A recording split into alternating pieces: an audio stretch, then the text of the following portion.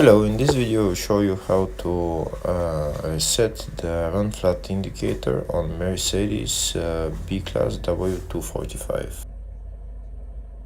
Here the run flat indicator is on, so we need to pump the tires to normal pressure and then start resetting. First we go to this menu where it says run flat indicator active.